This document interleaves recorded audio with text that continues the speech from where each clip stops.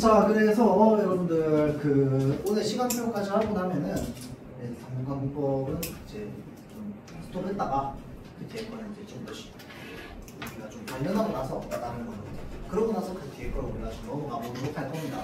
자, 그래서 오늘 시간표는 마지막이고요. 별거 없고요. 그래서 나머지 시간은 이제 모의고사를 좀 우리가 어떻게 풀어야 할지 이미 경험을 많이 해본 학생도 있고 아직까지 좀 경험치가 부족한 학생도 있어요. 그래서 쌤이 지금 이제 세 번째 수업을 하는데 이거를 확실히 보니까 경험치의 차이가 좀 많이 난다라는 생각이 좀 들었어요.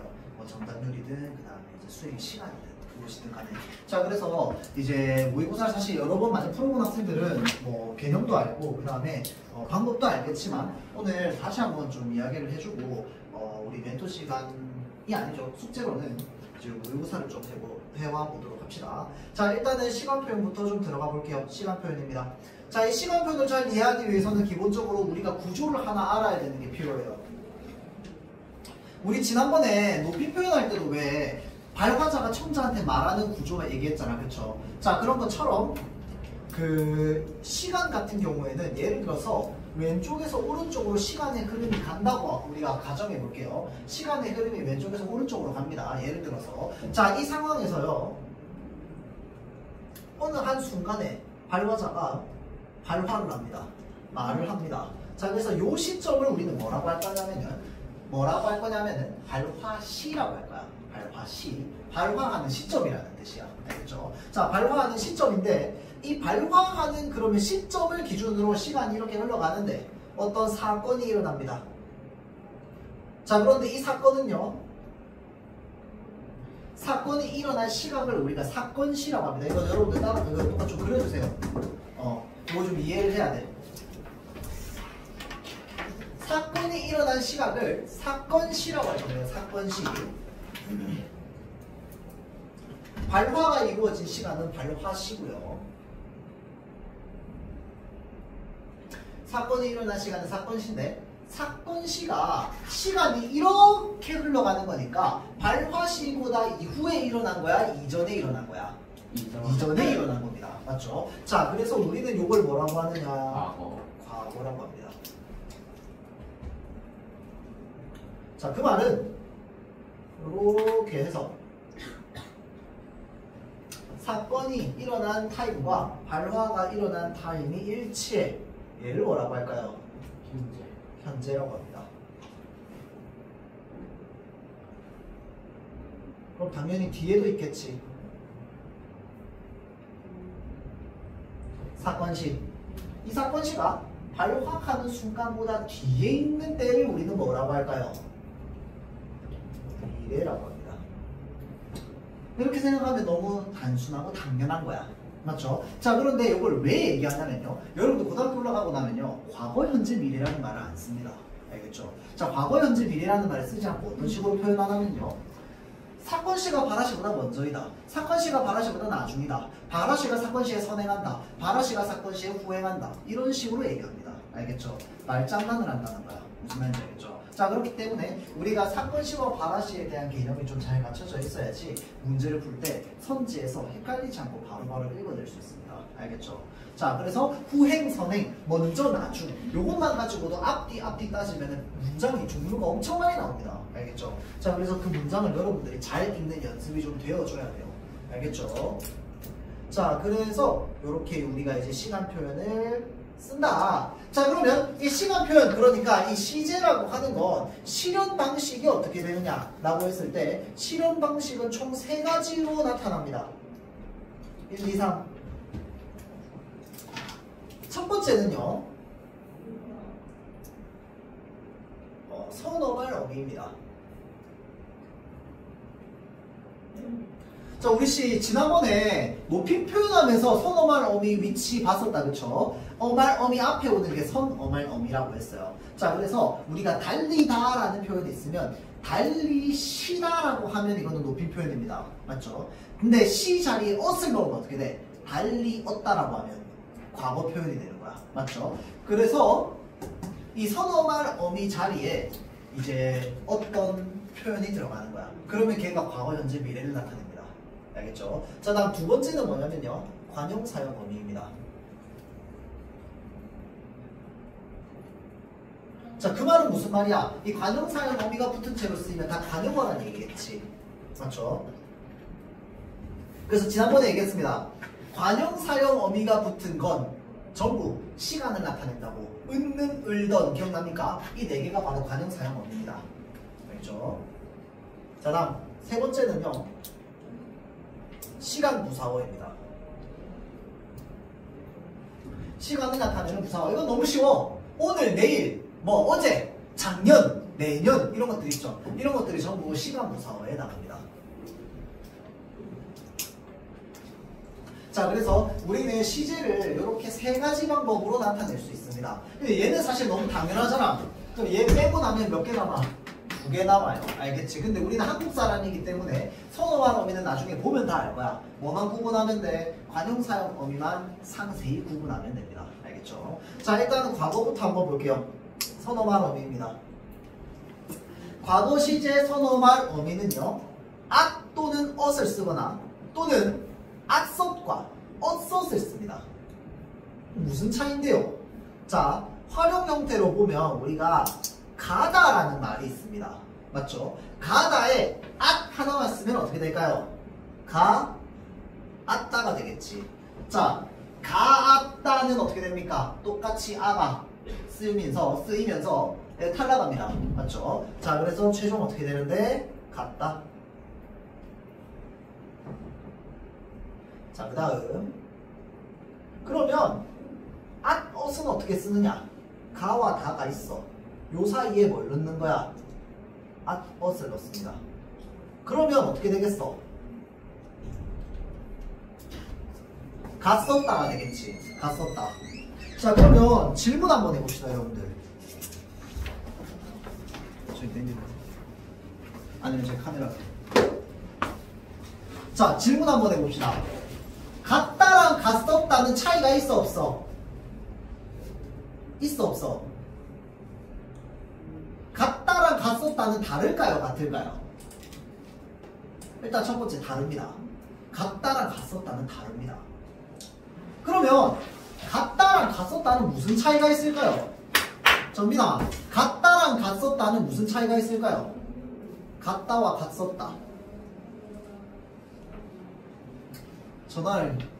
엄마 어디 갔어? 동생이 얘기합니다. 아, 엄마 은행 갔어? 동생한테 나한테 전화가 왔어요. 전화했어. 아니 어디 있어? 그랬더니 아, 나 은행 갔었어. 갔어랑 갔었어는 다릅니다. 어떻게 다를까요? 자, 물어봅시다. 나한테 전화가 와서 아, 나 은행 갔었어 라고 하면 난 지금 은행이 아니야. 아닙니다. 자, 동생이 나한테 물어봤어요. 엄마 어디 갔어? 물어봤는데 아, 엄마 은행 갔어 라고 하면 엄마 위치 어디입니까? 은행이거나 또는 은행을 가고 있는 중이야. 이해돼요? 자, 그 말은 무슨 말이냐면 과거에 가는 행위, 가다라고 하는 행위가 있을 때 그 행위가 지금까지 현재 이어지고 있으면 뭐야? 앗 또는 엇을 씁니다. 알겠죠? 앗섯은 뭐야? 단절입니다. 알겠죠? 자, 그래서 과거 상황과의 단절을 의미하는 것이 바로 뭐냐? 앗섯입니다. 아, 나 은행 갔었어 라고 하면 나는 지금 은행 아닙니다. 알겠죠? 자, 그래서 우리 가족은 한옥에 살았었다라고 하면 지금 한옥에 살아 안 살아? 안 사는 거야. 알겠죠? 그게 앗과 앗섯의 차이입니다. 알겠죠? 자, 그 다음에 더는 경험을 나타낼 때 아, 제가 어제 은행 가더라? 라고 하면 뭐야? 은행 가는 걸 본 거야 내가. 맞죠? 경험입니다. 자, 이렇게 이제 선어말 어미가 쓰이고요. 자, 그 다음에 관용 사용 어미 별표. 얘가 중요합니다. 왜 중요하냐? 실력 방법이 달라요. 동사일 때는 의, 니은을 씁니다. 정빈아, 시작한 지 5분 됐다 이 사람아. 벌써부터 졸면 진짜 넌 정말 복 받는 사람 아니냐? 나는 1시간을 누워있어도 잠이 안 오던데 어떻게 시작한 지 5분 만에 잠이 들어버려요? 대단하지 않나? 어? 근데 전 제가 원하는 방식이 있어요. 저 자세히 영원히 잘 수는 없는 것이 내가 바라는 건 그런 것 같은데. 원하면은 누구나 영원히 될 수 있죠. 자, 봅시다. 동사일 때는 의, 니은을 씁니다. 알겠죠? 자, 형용사나 서술격 조사일 때는요 던을 씁니다. 던. 자, 그래서 그가 입은 바지가 참 멋졌다라고 하면 입은은 과거입니다. 알겠죠? 어리던 동생이 벌써 중학생이 되었다. 어리다는 형용사잖아, 그치? 이럴 때는 던을 붙이는 거야. 알겠죠? 자, 그래서 관형 사용어미 이렇게 실현이 되고요. 자, 시간 구성은 아까 얘기했습니다. 어제, 옛날, 아까 쉽습니다. 다음 현재로 바로 넘어갈게요. 현재는 서너 말 어미로 뭘 쓰느냐? 또 구분됩니다, 여러분들. 동사는 는, 니은, 형용사는 없습니다. 자, 그래서 일단 기본적으로 시간 표현을 잘 이해하기 위해서는 여러분들 뭐가 필요합니까? 동사랑 형용사를 구분할 줄 아는 게 필요합니다. 이거 구분 못하면 말짱꽝입니다. 동사랑 형용사 어떻게 구분하는데요? 그니 어떻게 구분해?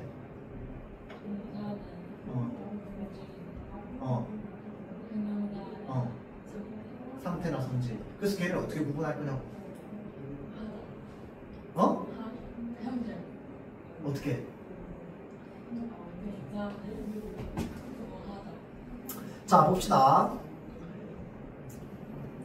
동사, 형용사 있습니다.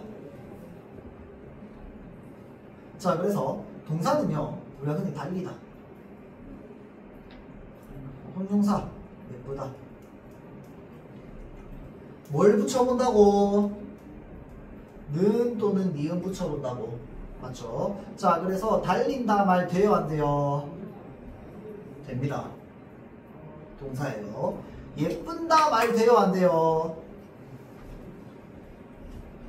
안 됩니다. 예쁘다는 뭐야? 형용사입니다. 반드시 이렇게 구분하라고 했어요. 알겠지? 지난번에 얘기했죠? 얼다 이런 거. 상태나 성질 같은데 동작이란 말, 동사란 말이야. 맞죠? 자, 그래서 이제 상태나 성질, 움직임으로 나타내는 게, 판단하는 게 아니고요. 는, 니은 붙여서 판단해야 됩니다. 알겠죠? 자, 청유형 어미, 명령형 어미로도 하지 말라 그랬어. 왜? 우리 잘못 쓰는 표현이 있어서 행복하자, 건강하자, 잘못 쓰는 표현이 있다고. 자, 그래서 반드시 뭘로 하라고?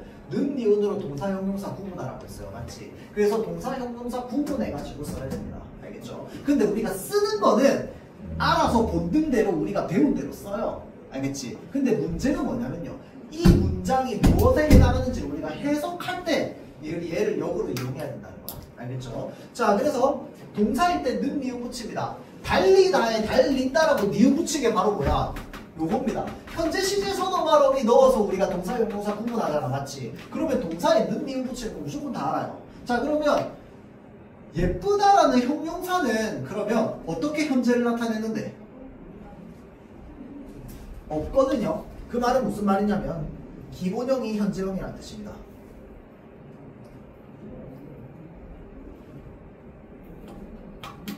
꽃이 예쁘다라고 하면 지금 예쁜 거야.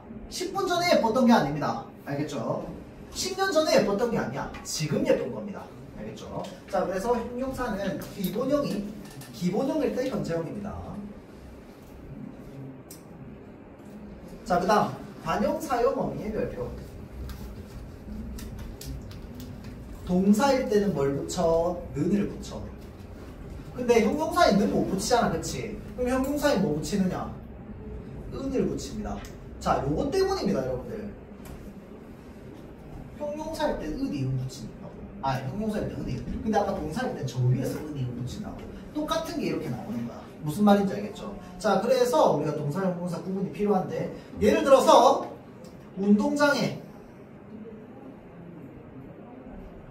남은 아이들. 자, 정빈아 봅시다. 운동장에 남은 아이들이라고 하는 이 남은 시제가 뭘까요? 과거. 왜 과거인데? 은 들어가서 맞습니다. 자, 그래서 아까 니은이 붙어 있으면은 동사일 때 뭐라고 했어? 과거라고 했습니다. 알겠죠? 자, 그래서 얘는 과거입니다. 선생님, 운동장에 지금 남아있는 애들 얘기하는 거 아니에요. 왜 현재가 아니고 과거죠? 남는 행위는 전에 한 겁니다. 전에 남는 행위를 했기 때문에 지금 내 눈앞에 운동장에 보이는 거야. 무슨 말인지 알겠죠? 자, 그래서 남은 아이들은 과거입니다. 그러면 현재는 어떻게 쓰는데요? 남는 아이들입니다. 미래는 어떻게 쓸까요? 남을 아이들이야. 은는 을던 이런 식으로 쓰는 거야. 그럼 남던 아이들은 뭐야? 얘는 과거지. 맞죠? 자, 그래서 은을 덜은 이런 식으로 쓰는 겁니다. 아까 얘기했듯이 동사일 때 니은은 과거입니다. 알겠죠? 형용사일 때 니은은 현재입니다. 예쁜 꽃이 있다라고 하면 이 꽃이 옛날에 예뻤던 거야? 지금 예쁜 거야? 지금 예쁜 겁니다. 알겠죠? 자, 그래서 이 니은의 활용 때문에 관형 사용 어미의 과거 현재가 굉장히 중요합니다. 알겠죠? 그래서 그가 입은 바지가 참 멋졌다잖아. 그치? 자, 그런데 입은 바지는 뭐야? 과거야. 이 입은을 현재로 표현하면 어떻게 되는데? 지금 내 눈앞에서 입고 있는 거 아니야. 이거 아니잖아. 맞죠? 자, 전에 집에서 입은 행위를 하고 그게 내 눈에 보이는 겁니다. 알겠죠? 자, 그래서 니은 주의해야 됩니다. 그거 말고는 없어요. 자, 다음 미래 봅시다. 미래 표현은요, 선어와 어미로 무엇을 쓰느냐? get과 의리를 씁니다. 내일 남해 안에 비가 내리겠습니다 라고 하면 지금 비 내리고 있어 안 내리고 있어? 안 내리고 있습니다. 내일 내릴 거라는 거야. 맞죠? 미래입니다. 자, 다음에 의리. 나 내일부터 공부하리라. 지금 공부해야 해? 안 해. 때려 죽어도 안 해. 내일부터 할 거거든. 맞죠? 뭐뭐 하리라 라고 할 때 요거 선어말 어미, 미래 시제 선어말 어미입니다. 자, 다음 관용 사용 어미. 얘는 별표 칠 필요 없어요. 이거 모르는 사람 없잖아. 맞죠? 의리를. 집에 갈 사람. 지금 가 안 가? 안 가. 나중에 갈 거야. 맞죠? 운동장에 남을 아이들. 내일 할 일. 지금 해야 돼. 안 합니다. 내일 할 거야. 맞죠? 할 일. 하 플러스 리을이야. 맞죠? 리을 중에 리을. 자, 내일 할 일. 미래입니다. 자, 다음 시간 부사와 내일 모레. 자, 여기까지 하면 시제 표현 쉬운데요? 라고 할 수 있습니다. 자, 그런데 이 시제 표현이 여러분들 굉장히 많이 헷갈리게 하거든요. 실제로 피동사동 물품법만큼. 그래서 여러분들 그럼 시제를 모두 알면 다 안단 말이야. 아는데 진짜 애매모호하게 느껴지는 무언가들이 있어요. 자, 이게 뭐냐면요. 분명히 표현으로만 따지면 실현 방법으로만 따지면 과거가 맞거든. 그런데 과거 시제가 아닌 것들이 있어요. 현재가 맞는데 현재 시제가 아닌 것들이 있습니다. 그래서 이 문장에서 의미하는 시제의 의미를 우리가 좀 잘 파악해야 돼요. 알겠죠? 자, 그래서 예시로 한번 들어보자면요. 옆에 보면 선어말 어미, atot의 다양한 쓰임이라고 되어 있습니다. 자, 그래서 하나 물어봅시다. 나는 지금 과거형 atot을 쓸 거야.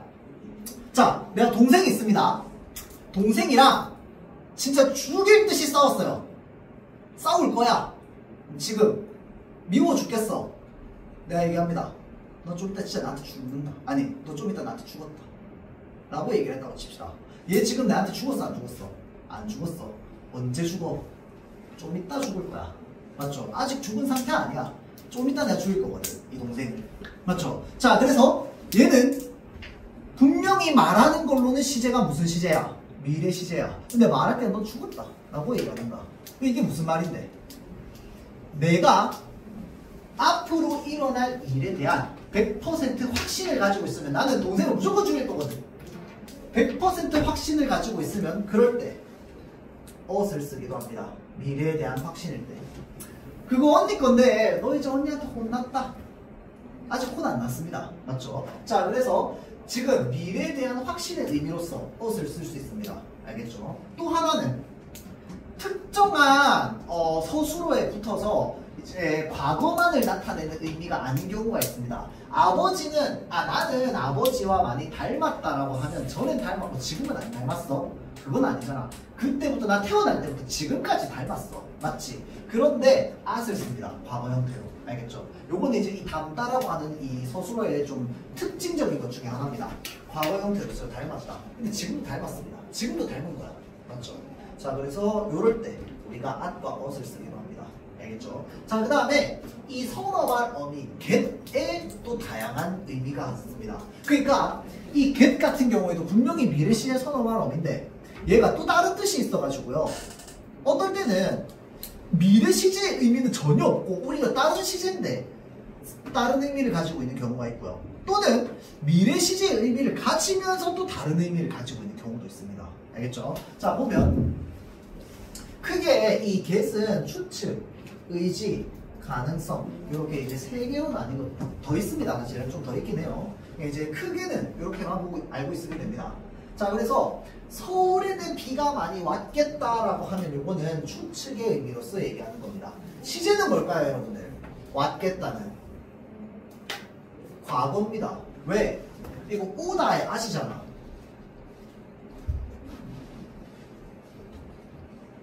오왔겠다. 왔겠다. 맞죠? 자, 그래서 서울에는 비가 많이 왔겠다라고 하면 지금 벌써 비가 내린 상태일 때 내가 추측할 거 아니야. 맞죠? 자, 그래서 과거 시제이면서 추측의 의미로서만 get을 쓰고 있는 겁니다. 알겠죠? 자, 다음.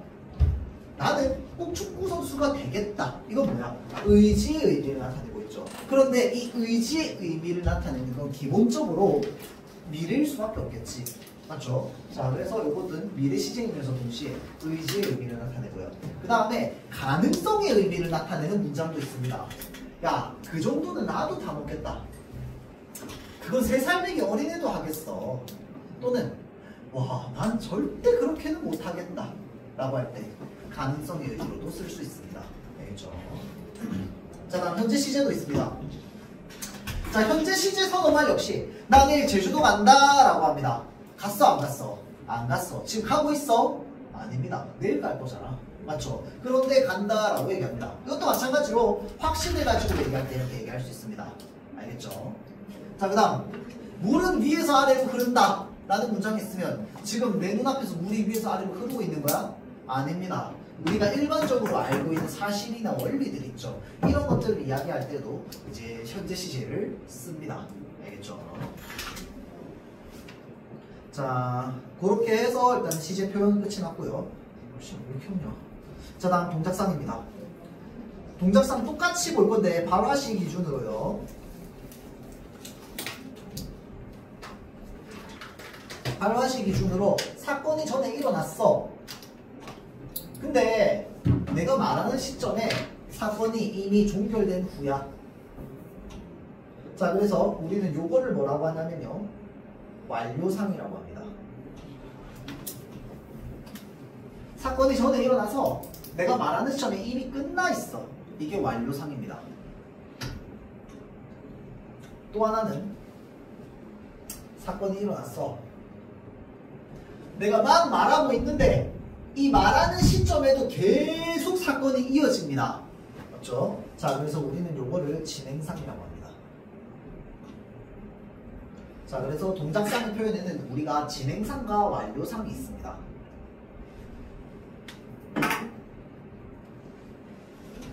진행상부터 볼게요. 어떤 동작이 진행되고 있는 겁니다. 맞죠? 자, 그래서 표현은 크게 3가지 있습니다. 뭐뭐 하고 있다, 뭐뭐 해가다, 그리고 뭐뭐 하면서야. 자, 그래서 해가다의 별표. 좀 낯선 건 이겁니다. 이건 사실 여러분들 자주 봤어요. 그리고 생각이 좀 금방 떠올라, 이미지가. 근데 뭐뭐 해가다, 물감이 말라가다 역시 진행의 표현입니다. 자, 그러면 잘 보세요. 말라가다가 진행이야. 그러면 간다는 뭘까요? 니은은 현재 시제 선어말로 됩니다. 그래서 말라간다라고 하면 현재 진행인 거야. 이해되죠? 말라가다라고 하면 뭐야? 그냥 진행상이고, 말라갔다라고 하면 뭐야? 과거 진행입니다. 알겠죠? 자, 그래서 우리가 이렇게 진행상이나 시제 표현을 섞어서 쓸 수 있습니다. 자, 그 다음에 가고 있다. 너무 쉽지? 맞죠? 그 다음에 들으면서. 자, 보세요. 음악을 들으면서 청소를 한다는 건 음악 끈 적 있다 없다? 없다는 거야. 음악 틀어놓고 계속 청소한다는 겁니다. 맞죠? 자, 그렇게. 자, 다음 완료상입니다. 완료상은요, 3가지. 아어 있다, 아어 버리다, 뭐뭐 하고서. 아어 있다의 별표. 자, 완료상은 얘가 좀 낫습니다. 뭐뭐 해버렸다는, 나 이거 밥 다 먹어버렸어. 지금 밥 남아있어 안 남아있어? 안 남아있습니다. 맞죠? 완료의 의미가 좀 잘 느껴져요. 알겠죠? 근데 뭐뭐 해있다도 완료 상황입니다. 자, 그래서 나팔꽃이 피어있다라고 하면 지금 내 눈앞에 나팔꽃이 피어있는 상태로 있으니까 진행상인데요? 아닙니다. 피는 행위가 끝났으니까 핀 채로 내 눈에 보이는 거야. 알겠죠? 나팔꽃이 피어있다라고 하면 이거 완료 상황입니다. 완료 상황. 알겠죠? 완료상이에요. 완료상. 자, 그 다음 뭐뭐 하고서 있습니다. 요거 말고 요걸로 한번 봅시다. 음악을 듣고서 청소를 한다 라고 하면 지금 음악 청소할 때 음악 켜져 있어 안 켜져 있어? 안 켜져 있어. 음악 끄고 음악 듣는 행위 끝났어. 그러고 청소하는 겁니다. 그게 음악을 듣고서 청소를 하는 거야. 음악을 들으면서 청소를 하는 건 뭐야? 음악 계속 켜놓고 들으면서 청소하는 겁니다. 알겠죠? 자, 그래서 얘는 동작이 끝나지 않았기 때문에 진행상, 얘는 동작이 끝났기 때문에 완료상입니다. 알겠죠? 자, 이렇게 우리가 구분을 하면 됩니다. 자, 그 다음 옆에 상대시제, 절대시제 봅시다. 자, 이 절대시제는요, 진짜 말 그대로 이 문장 전체를 지배하고 있는 시제야. 그래서 대체로 어디에 있는 시제를 말하냐면 문장의 서술어에 있는 선어말 어미 시제가 문장 전체의 시제가 되는 경우가 많습니다. 알겠죠? 거의 그렇죠. 자, 도왔다라고 했으니까 이거 시제 뭐야? 과거입니다. 맞죠? 그런데 나는 운동장에 휴지를 줍는이라고 돼 있죠. 이건 뭐야? 현재잖아. 맞죠? 근데 얘는 관형사형 의미로서 쓰이고 있어. 맞죠? 줍는하고 뭐야? 영수를 꾸며주는 관형절로서 쓰고 있습니다. 맞죠? 자, 그러면 나는 운동장에서의 앞에 어제를 한번 붙여봅시다. 자, 그럼 어떻게 되는데? 어제 나는 운동장에서 휴지를 줍는 영수를 도왔다라고 하면 도운 행위 언제야? 어제. 줍는 행위, 그러니까 영수가 쓰레기 줍는 거 언제 했어? 어제. 둘 다 어제입니다. 맞죠? 그러니까 내가 돕는 순간에 하고 있었기 때문에 얘를 현재 시제로서 쓰는 거지. 절대 시제는 뭔데요? 과거입니다. 알겠죠? 자, 그래서 얘는 과거, 얘는 현재야. 알겠죠? 밑줄을 어디에 끄느냐에 따라서 달라지는 거야. 여기에 기억 이렇게 되어 있어. 그럼 얘는 현재입니다. 여기에 기억 이렇게 되어 있어. 그럼 얘는 과거입니다. 알겠죠? 그럼 문장 전체의 시제는 뭔데요? 과거야. 왜? 영수가 휴지를 언제 주었는데? 어제 주었잖아. 맞죠? 자, 그래서 이런 것들이 절대 시제랑 상대 시제입니다. 자, 그래서 얘가 절대 시제, 얘가 상대 시제입니다, 여러분들.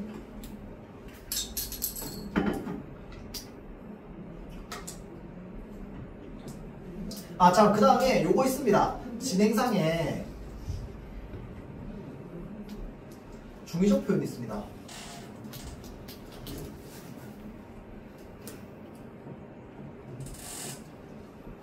그는 빨간 바지를 입고 있다 라고 하면 두 가지 의미로 해석됩니다. 하나는 뭔데? 내 눈앞에 지금 바지를 입은 채로, 빨간색 바지를 입은 채로 있는 거야. 이 사람 빨간 바지 입고 있네. 맞죠? 근데 얘는 원래 진행상이잖아. 그치? 그럼 입는 행위가 내 눈에 보여야 될 거 아니야. 그래서 또 다른 의미로는 뭐가 있는데 진짜로 주섬주섬 입고 있는 겁니다. 그것도 입고 있다야. 무슨 말인지 알겠죠? 그래서 얘는 진행과 완료의 의미를 중의적으로 가지고 있습니다. 그래서 문맥을 보고 판단해야 돼. 알겠죠? 자, 여기까지 하고요. 모의고사 아까 다 받았죠? 호진이 모의고사 받았나? 아니요. 오케이.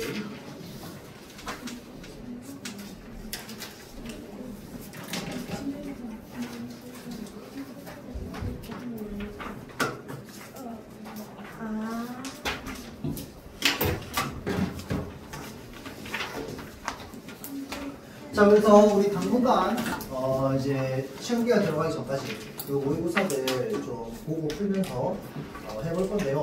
그 전에 간단하게 우리 개념들을 좀 한번 잡고 가볼 겁니다. 자, 그래서 이 모의고사는 이제 우리가 어떻게 이제 할 거냐면 전체 총 45문제거든요, 여러분들.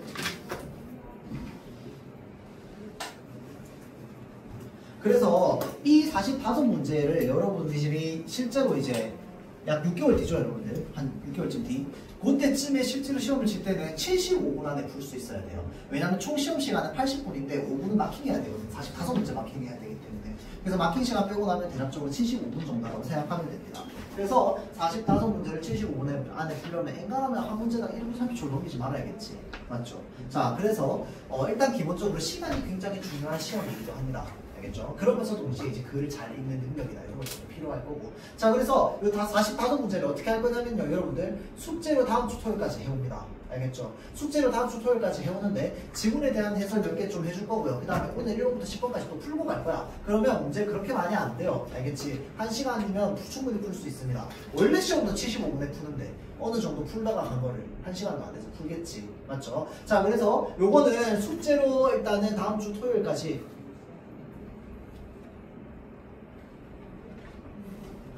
나갈 거고요.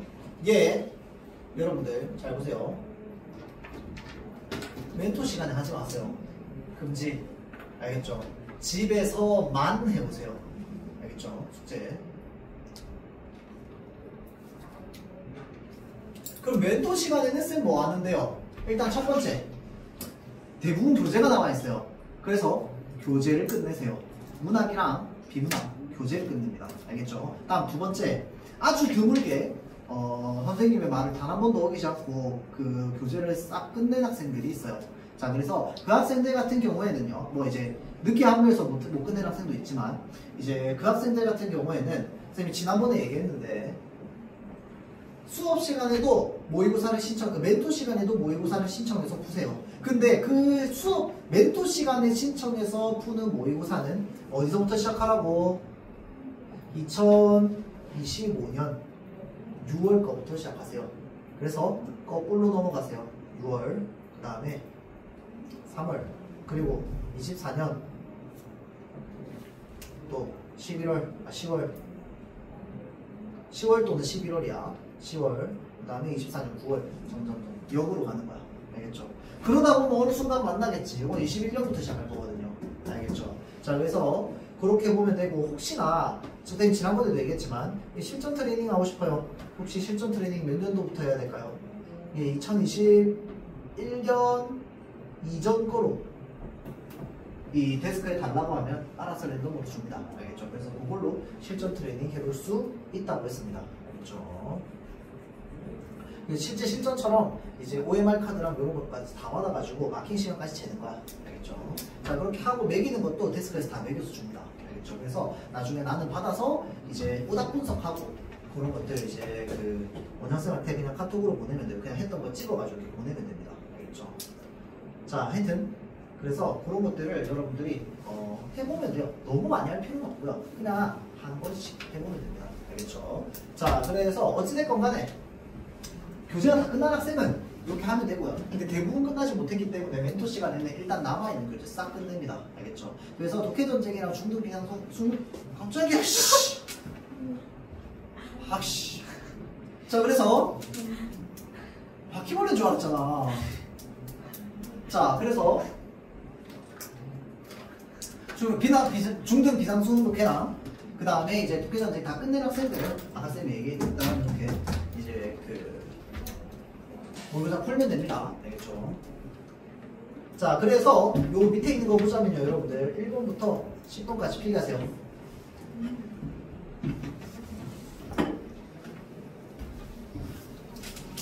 화법과 작문. 사실은 여러분들 실제로 수능 칠 때는요, 그 화법과 작문이라는 과목은 없어집니다. 그러니까 완전 없어지는 게 아니라 재편되죠, 재편. 자, 이제 재편되어서 화법 따로, 작문 따로 나뉠 거야. 그래서 화법은 문법이랑 붙어가지고 화법과 언어, 그 다음에 장문은 독서, 비문학이랑 붙어가지고 독서와 장문 이렇게 됩니다. 그래서 실제로 여러분들 진짜 내가 앞으로 칠 시험에 관심이 있는 학생들 같은 경우에는 그 평가원 홈페이지 들어가잖아요. 그 평가원 홈페이지 들어가면 그 수능 예시 문항이라고 이제 올라와 있는 게 있습니다. 한번 풀어보세요. 난 개인적으로 재밌었어요. 왜냐면 맨날 똑같다가 좀 바뀌니까 좀 이상하겠지만 푸는 게 좀 재밌었어. 약간 좀 도파민도 막 나르시즘이고. 이게 왜 나르시즘이야? 하여튼 자, 그래서 맞는 것도 당했어. 자, 그래서 그 거기에 보면요, 막 화법 문제인데 거기에 막 문법 문제 딸려서 나오고요. 그 다음에 비문학 문제인데 나중에 뒤에 그 장문 상황 해가지고 막 이 비문학 지문을 읽고 난 뒤에 그 장문을 하는 상황으로 뭐 옳은 것은 옳지 않은 것은 해가지고 막 장문 상황 나옵니다. 고쳐 쓰기 뭐 이런 것들 있잖아, 그치? 그 다음에 뭐 초보 쓰기 이런 것들 섞여서 같이 나와요. 하여튼 재밌습니다. 자, 그래서 그때는 없어지겠지만 어찌됐건 간에 화법이라는 파트, 장문이라고 하는 파트, 그리고 두 개가 합쳐져 있는 파트가 나오는 게 이제 1번부터 10번까지 문제라고 보면 돼요. 알겠지? 자, 그래서 이 화법과 장문 같은 경우에는 그럼 화법은 뭐가 나오는데? 라고 했을 때 우리 중학생 때 배웠던 게 나와. 그러니까 중학생 때 배웠던 거 어차피 고등학교 올라가서 또 배워. 화법과 관련해서 우리가 배웠던 게 뭐야? 크게 발표문, 연설문, 토의 토론 이런 것들입니다. 알겠죠? 자, 그래서 발표할 때요 여러분들 배웠던 개념 중에 뭐 있었어? 언어, 그 비언어적 표현, 준언어적 표현 혹시 기억납니까? 아니요.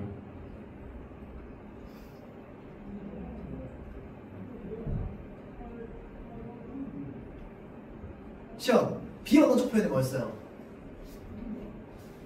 비언어적이라고 하는 건 비는 아닐 비자잖아. 그치? 언어가 아닌 표현이라는 거야. 그 뭐야? 선생님 성질. 손짓, 표정, 뭐 이런 것들. 이런 것들이 비언어적 표현이죠. 그러면 준언어적 표현은 뭡니까? 언어에 준하는 표현이니까. 말투. 말투, 말의 빠르기, 세기, 뭐 악센트 이런 것들. 이런 것들이 전부 뭐야? 준언어적 표현에 나오죠. 자, 그래서 그런 거 그냥 학교에서 배웠던 겁니다. 그거 고등학교 올라가서 또 배우거든. 알겠죠? 또 나옵니다. 알겠죠? 자, 그 다음에 여러분들 그 발표문이나 연설문이나 아니면 설명문 같은 데서 보면은 독자나 청중한테 물어봅니다. 여러분들 혹시 이런 경험 없으십니까? 라고 이렇게 물어보면 항상 밑줄 꺼놓고 뭐라고 필기해 놓습니까? 의도가 뭐야? 이렇게 물어보는 의도가. 여러분들 혹시 이런 경험 없으십니까? 라고 이렇게 물어보는 의도가 뭡니까? 청중의 공감. 독자 또는 청중의 공감 또는 뭐야? 호기심을 유도하기 위해서, 유발하기 위해서 똑같습니다, 여러분들. 알겠죠? 자, 그냥 그런 것들이 활용되는 거야. 알겠지? 근데 지문만 내가 생판 처음 보는 지문인 거야. 알겠죠? 자, 그런 것들이 바로 뭐다? 화법과 장문입니다. 자, 그래서 이런 파트는 기본적으로 글 내용이 어렵지 않습니다. 방금 내가 얘기했던 그런 개념적인 것들을 물어보기 때문에 이 개념을 사실은 30분만 가르쳐줘도 돼요. 중학교 1학년 애들도 시간 충분하게 주고 풀라고 하면 엔간하면 다 맞습니다. 알겠죠? 그런데 그럼 오답이 왜 생기는데? 우리는 이거를 시간에 충분하게 풀 여유가 없거든요. 총 10문제인데요. 못해가 8분에서 12분 사이에 끊어야 돼요. 12분도 많아 사실은. 이 11분 안쪽으로 끊어야 돼요. 알겠죠? 근데 이 11분 안쪽으로 끊는 게 생각보다 쉽지 않습니다. 여러분들 8분 안에 끊으면 그거는 진짜 이제 그 학년 모의고사에 풀 필요가 없는 수준이고 그 다음 학년 걸로 이제 화법과 장문 같은 거 넘어가면 되는 그 정도입니다. 그러니까 일단 기본적으로 이번에 지금 한 지금 4번째인데 해보면서 느끼는 건 8분 안에 푼 학생이 한 2명 정도 있긴 했어요. 근데 대체로 뭐냐면요, 얼마나 모의고사를 많이 풀어봤느냐에 대한 경험치가 거의 대부분처럼 있어요. 그래서 이 화법과 장문 같은 경우에는 많이 풀어본 학생들이 대체로 빨리 풀었습니다. 그 말은 무슨 말이야? 누구든 이제 점점 많이 풀어가면 풀어갈수록 시간이 줄어갈 수 있다 이 말입니다. 누구든 무슨 말인지 알겠죠? 자, 그래서 그런 파트입니다. 그럼 여기서 시간 줄여가지고 어디다 써야 되는데? 비문학에 써야 돼요. 비문학에. 알겠죠? 왜냐하면 비문학 독서 같은 경우에는 우리가 지금 45분에 75분 안에 푸는데 한 문제당 한 1분 30초인데 어떻게 비문학을 한 문제당 1분 30초 안에 풀어요? 맞지? 그러니까 최소한 한 문제당 뭐 2분 가까이를 쓰기 위해서는 여기서 시간을 줄여야 돼. 나중에 뒤에 문법 나오는데 거기서도 줄여야 돼. 알겠죠? 자, 그래서 화법과 장문은 원래 시간 싸움이 포인트고요. 그 다음에 양치기, 그냥 많이 하면 알아서 줄어들고 이해됩니다. 알겠죠? 자, 그래서 여기 우리 같이 잠깐 몇 개 읽어보면서 어느 포인트를 봐야 되는지만 선생님이 그냥 팁만 좀 알려줄게요. 자, 지금 무슨 상황입니까? 뭐가요?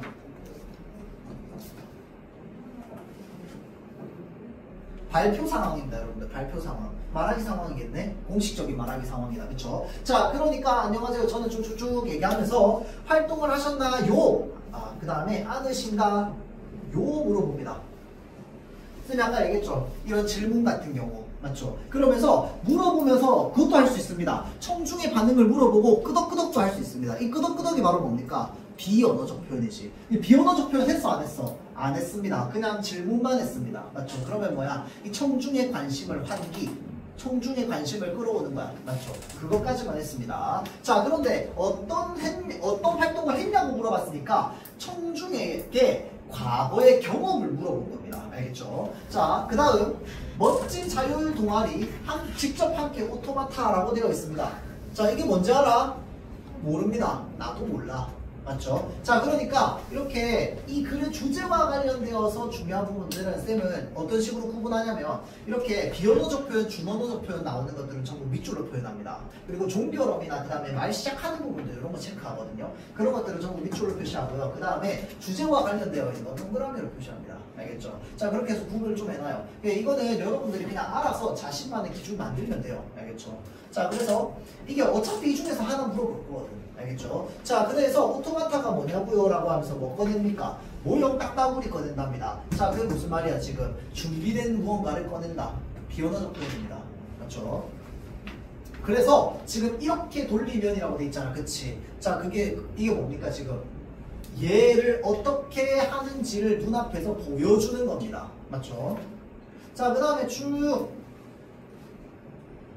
두 팔을 교차해서 가위표를 만들면 뭔데? 이거 맞죠? 이게 뭐야? 비언어적 표현. 어떤 의미로 하는데? 너 안 돼랑 너 안 돼랑 무슨 차이가 있어요? 강조. 맞죠?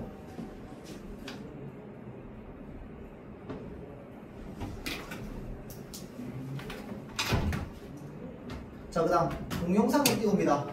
매체 자료 활용하네. 맞죠? 근데 이 매체 자료가 어떤 내용인데? 오토마타 경진대회에 나온 작품들이래. 이렇게 자료 같은 거 활용하는 거. PPT나 이런 거 프레젠테이션 많이 띄웁니다. 알겠죠? 이런 거 할 때. 그래서 프레젠테이션 1, 프레젠테이션 2, 프레젠테이션 3 나오거든. 자, 그럼 이제 얘네 1, 2, 3이 각각 뭐 나타내는지 그냥 화살표로 좀 표시해보면 나중에 찾기 편합니다. 알겠죠? 자, 그래서 사진, 동영상 띄우는 건 다 마찬가지. 자, 그럼 쭉 얘기해가지고 이런 것들 신청해 주시기 바랍니다. 요거 뭐야? 이 말하는 사람이 지금 청중에게 하고 싶은 겁니다. 부탁하는 거, 당부하는 거, 촉구하는 거, 뭐 이런 것들 이제 많이 해봤잖아, 그쵸? 논설 분석하는 거에서. 맞죠? 그런 것들이야. 알겠지? 그래서 이런 부분들을 찾는 걸 쌤은 대체로 이제 밑줄로 좀 찾고요. 내용과 관련된 건 뭐야? 동그라미로 찾습니다. 자, 그런데 여기에 나오는 내용을 비문하게 읽는 것처럼 막 자세하게 읽을 필요가 있을까요? 없습니다. 그런 거 안 물어봐요. 알겠지? 그리고 그런 거 나오지도 않아. 그냥 읽어도 다 이해될 만한 것들 물어봅니다. 알겠죠? 안 될 만한 것들은 뭐해? 그냥 동그라미 쳐보면 돼. 그리고 나중에 문제랑 왔다 갔다를 무조건 할 수밖에 없게 되어 있거든. 왔다 갔다를 하는데 어떻게 한다? 가장 최적의 동선으로 할 수 있는 나만의 방법을 경험을 통해서 쌓으면 됩니다. 알겠죠? 그럴수록 시간이 줄어들어요. 자, 다음 페이지. 인터뷰입니다. 그리고 그걸 바탕으로 초고를 씁니다. 이건데 지금 화법 상황과 장문 상황이 섞여 있는 거야. 맞죠? 자, 그런데 보통 이제 여기 4번에서 7번 많이 나오는 게 인터뷰 많이 나오고요. 면접 나옵니다. 토론, 토의. 뭐가 더 좀 더 까다로울까요? 토의. 맞습니다. 왜 그럴까요? 여러 사람들이 다양한 의견을 내거든. 토론은 뭐야? 어찌됐건 사람이 여러 명이라도 찬성 반대밖에 없잖아. 맞죠? 자, 그런데 토의 같은 경우는 여러 사람들이 여러 의견을 내. 그러면서 3은 2의 의견을 맞다 그러고 1은 1의 2의 1은 3의 의견이 맞다 그러고 막 누구는 맞다 그러고 누구는 아니다 그러고 이런 게 나올 거 아니야. 그쵸? 자, 그래서 기본적으로 토론 토의가 나오면 뭐 해야 되느냐? 이 두 사람이 대화하는 상황에서 이 어떤 사람의 의견을 이제 던졌을 때 거기에 수긍하는지 반대하는지 그리고 대안 제시했는지 이런 것들을 읽으면서 다 체크해야 됩니다. 알겠죠? 자, 그런데 인터뷰랑 면접이 좀 편한 이유는 뭐냐면요. 사람이 2명 나오면 질문자와 답변자가 정해져 있기 때문에 조금 더 편합니다. 알겠죠? 대신에 내용에서 조금 더 깊은 내용이나 뭐 자신의 뭐 철학이라든지 이런 게 조금 더 들어갈 수 있지. 맞죠? 그래서 그런 차이가 있습니다. 그래서 이건 지금 뭐야? 인터뷰입니다. 그러면 뭐야? 말 왔다 갔다 하는 거 굳이 안 찾아도 돼. 맞죠? 자, 그럼 뭐 찾으면 돼? 일단 기본적으로 자, 이 사람이 뭐 하고자 하는지 조선 왕릉에 대해서 궁금해하고 있네. 설명을 듣고자 찾아왔습니다. 장묘 전통 공간 구성 성물이랍니다. 자, 그러면 학생이 누구야? 질문자입니다, 여러분들. 답변자는 누구야? 학예사입니다. 맞죠? 자, 답변자가 얘기합니다. 지금 직접 보며 설명하면 좋을 것 같아요. 능까지 걸으면서니까 이 사람 지금 가만히 서서 얘기합니까? 아닙니다. 거기까지 걸어가면서 얘기하는 겁니다. 맞죠? 자, 그 다음에 네, 좋아요. 자, 그러면서 조선 왕릉이 유네스코 세계유산으로 등재되었는데요 라고 되어 있다 했죠. 자, 이게 뭔데 지금 내가 가지고 있던 기존의 배경 지식 일 수도 있고 또는 내가 조사한 자료일 수도 있습니다. 를 바탕으로 물어보는 겁니다. 맞죠? 배경 지식을 바탕으로 물어보거나 또는 조사한 자료를 바탕으로 물어보는 겁니다. 자, 그래서 특히나 이 배경 지식 같은 경우는 활용도가 좀 높죠. 보통 이런 질문에서 배경 지식 같은 경우에는 예를 들어서 내가 어떤 설명을 들었을 때 내가 기존에 알고 있었던 배경 지식을 바탕으로 이해를 돕는 경우도 있습니다. 아, A라는 설명을 들었는데 이 A가 제가 예전에 배웠던 B랑 되게 비슷한 거네요? 라고 하는 건 뭐야? 내가 기존에 가지고 있었던 배경 지식을 활용해서 이해해 도운 겁니다. 맞죠? 자, 그러면 또 있습니다. 제가 알기로는 이러하다고 알고 있는데 그거 아닌가요? 라고 물어보는 건 뭡니까? 기존에 있는 배경 지식을 활용해서 질문을 던지는 겁니다. 맞죠? 의문을 가지는 거야. 다음 또는 뭐가 있냐면요. 내가 전에는 이러하게 알고 있었는데 이번에 설명을 듣고 나니까 그게 아니라는 걸 알게 됐어 라고 하는 건 뭐야? 기존에 가지고 있었던 배경 지식을 수정하는 겁니다. 알겠죠? 자, 그런 식으로 배경 지식과 관련된 것들을 좀 물어봅니다. 알겠죠? 자, 그래서 그런 유형도 좀 있다 라는 거 알고 있으면 되고요. 나머지는 그냥 동그라미 치면서 중간에 중심 내용들 같은 거 몇 가지 이제 보면서 보면 됩니다. 알겠죠? 그래서 대체로 이제 뭐 장묘제도니까 이제 릉을 어떻게 만들었는지 무덤을 어떻게 만들었는지 이런 것들에 대한 내용들이 좀 나오겠지. 맞죠? 자, 그러면서 옆에 나 장군 상황 봅시다. 이게 초고랍니다. 글쓰기잖아. 그쵸? 글쓰기는 일단 기본적으로 뭘 체크하냐면요. 반영을 체크합니다. 이게 뭐냐면 위에 대화했을 거 아니야. 그치? 대화 내용에서 반영된 게 있고 반영이 안 된 게 있을 거거든. 또는 여기 초고에는 적혀 있는데 앞서 말했던 거에서는 안 나오는 게 있을 수도 있습니다. 그래서 쌤은 대체로 이거 읽으면서 어떤 식으로 표시하느냐. 반영된 영역 같은 경우는 동그라미 표시. 그 다음에 기존에 아까 대화하면서 안 나왔던 건데 여기 초고에 있어. 걔는 뭐 세모 표시를 한다든지 이런 식으로 미리 표시를 해놔요. 그러면서 이 글에서 위에 나왔던 대화 내용이랑 비교를 하면서 문제를 푸는 거야. 알겠죠? 왜냐면 이게 대화지만 지문이 상당히 길거든요, 여러분들. 그래서 이게 한 번 잘못 삐끗해가지고 문제를 푸는데 이 대화를 앞에서 했는지 뒤에서 했는지 기억이 안 나는 거야. 그럼 어떻게 해야 되는지 알아요? 이 대화 처음부터 다 읽어야 됩니다, 여러분들. 어디에 쓰는지 찾아야 되니까. 그거 하는데 시간 다 가요, 여러분들. 화법장은 지문이 엄청 길어서요. 실제로 수능감이 이것보다 1.5배 더 깁니다, 여러분들. 엄청 길어요, 대화가. 그러다 보니까 걔네를 좀 잘 찾으려면 기본적으로 이런 체크들을 좀 해놓는 게 좋습니다. 알겠죠? 자, 왜냐면 쌤이 사실은 막 글에 엄청나게 많은 표시를 하는 건 막 여러분한테 요구하지 않잖아. 막 이거 보면서 옆에 사실 막 우리 북해전쟁하면서 정리하는 건 정리하지만 그 실전에서 정리 안 하잖아. 맞지? 정리하는 연습하는 거지. 그럼 걔네 빼고 나면 글 읽을 때 쌤은 그 밑줄 끊는 거 말고 여러분들한테 아무 표시도 안 시킵니다. 뭐 화살표를 시키나 뭐 표를 들이나 아무것도 안 한단 말이야. 그렇죠? 자, 그런데 화법과 장문 표시를 좀 해야 돼. 화살표는 화살표대로, 동그라미대로, 세모대로 표시를 좀 해줘야 돼. 알겠죠? 자, 그래야지 좀 잘 익힙니다. 자, 그 다음에 8번에서 10번까지는 대체로 장문 상황 나오고요. 그 다음에 글쓰기까지 같이 이제 연결합니다. 상황 제시되고요. 다음 글쓰기 나옵니다. 자, 그럼 초보를 바탕으로 뭐까지 물어볼까요? 앵간하면 고쳐쓰기 물어봅니다. 그렇죠? 자, 그 다음에 또는 매체자를 이용하는 거 물어봅니다.